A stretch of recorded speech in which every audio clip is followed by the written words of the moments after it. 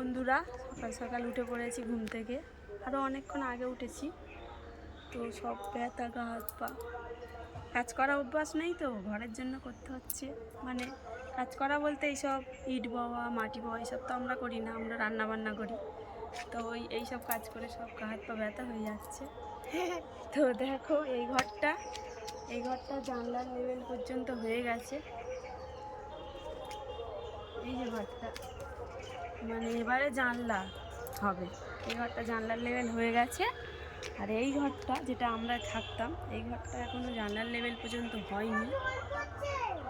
না না, কারণ দুদিন মিস্ত্রি আসেনি, কারণ মিস্ত্রিদের খুব কাজের চাপ। সেই ইট বালি রয়েছে রাস্তায়, ওই ইটগুলো ফের বয়ে আনতে হবে রাস্তা থেকে। ইটগুলো বয়ে আনতে হবে। আর এই যে বাঁশ, আমাদের ঝাড়ের বাঁশ কাটা হয়েছে, কালকে কেটেছে। জল ঘাঁটবে না,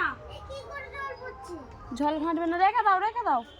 কারণ ওই বাঁশগুলো মানে ভাড়া করতে হবে, না হলে গাঁথতে পারবে না, উঁচুতে কীভাবে গাঁথবে। ওই জন্য কালকে বাঁশ কেটেছে ভাড়া করার জন্যে।